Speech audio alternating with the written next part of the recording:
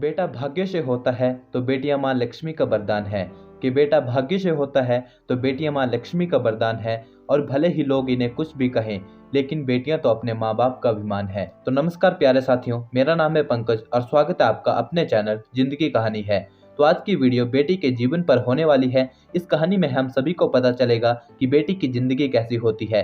तो इससे पहले हम वीडियो को शुरू करें और आप वीडियो की भावनाओं में खो जाए, इस वीडियो को लाइक जरूर कर दें और साथ ही चैनल को सब्सक्राइब भी कर ले। तो चलिए फिर इस कहानी को शुरू करते हैं। ये कहानी है हिमाचल के एक छोटे से गाँव की, जहाँ रमेश और नीलम नाम के पति पत्नी साथ रहते थे। रमेश के माता पिता की एक दुर्घटना में मौत हो गई थी और अब रमेश अकेला ही हो गया था। तो उसने घर बार संभालने के लिए नीलम से शादी कर ली थी। दोनों एक दूसरे के साथ खुश थे और खुशी से दोनों एक दूसरे के साथ रह रहे थे। समय यूं ही चलता जा रहा था और फिर एक दिन नीलम की कुछ तबीयत ठीक नहीं होती है। रमेश कुछ घर के उपचार करता भी है, लेकिन नीलम की तबीयत में कोई सुधार नहीं मिलता। तभी रमेश उसको लेकर हॉस्पिटल चला जाता है। हॉस्पिटल जाके वो डॉक्टर को अपनी परेशानी बताता है और फिर डॉक्टर नीलम को चेकअप रूम में ले जाती है।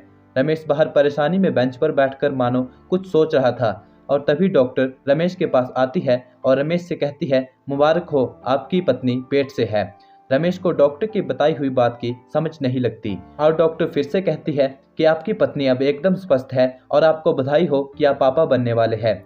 रमेश जब ये सुनता है तो वो एक पल के लिए मानो सुन्न सा हो जाता है और नीलम के पास दौड़कर जाके नीलम को गले लगा लेता है। तभी डॉक्टर वहां आती है और कहती है, अब आप इन्हें घर ले जा सकते हैं। और नीलम से कहती है, आपको अब ज्यादा से ज्यादा आराम करने की जरूरत है और हाँ, किसी भारी चीज को उठाने की कोशिश मत करना। रमेश और नीलम डॉक्टर से दवाई लेके घर आ जाते हैं और घर आके रमेश नीलम को बिस्तर पे छोड़कर नीलम से कहता है, अब तुम्हें कोई काम करने की जरूरत नहीं है, तुम बस आराम करो और तुम्हें जो भी चीज चाहिए हो तुम मुझे बस एक आवाज मार देना, मैं तुम्हें उस चीज को दे दूंगा। दिन ऐसे ही बीतते चले गए और फिर वो दिन आ ही जाता है जब नीलम एक बेटी को जन्म देती है। रमेश अपनी बेटी को गोद में लेके बहुत खुश होता है और रमेश सोचता है, इस खुशी के अवसर पर क्यों ना मैं सभी लोगों का मुंह मीठा करवाऊं।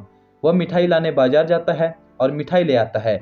गांव में जब पहले आदमी को मिठाई देता है और कहता है, भाई साहब मुंह मीठा कीजिए, आज हमारी बेटी हुई है, तो वो आदमी कहता है कि भाई साहब बेटी होने पर किस बात का मुंह मीठा करना।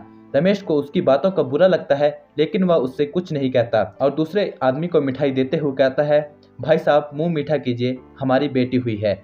तो वो आदमी कहता है, किस्मत वालों के यहाँ होते हैं बेटे। रमेश को उसकी बातों का भी बुरा लगता है, लेकिन उसे भी कुछ नहीं करता। ऐसे ही रमेश 7-8 लोगों को मिठाई देता है। कुछ लोग मुबारकबाद देते हैं और कुछ उसे शर्मिंदा भी करते हैं। रमेश घर आके नीलम को भी मिठाई देता है और कहता है, लोग भले ही बेटी होना श्राप मानते हो, पर हमें बेटी का होना लक्ष्मी का वरदान है। हम इसका पालन पोषण बिल्कुल वैसे ही करेंगे जैसे एक बेटे का पालन पोषण होता है। और फिर वह उसके पालन पोषण में लग जाते हैं। तो इस कहानी से हमें क्या सीखने को मिलता है? इस कहानी से हमें सीखने को मिलता है कि जिस तरह बेटे माँ की गोद में रोते हैं, उसी तरह बेटियां भी माँ की गोद में रोती है।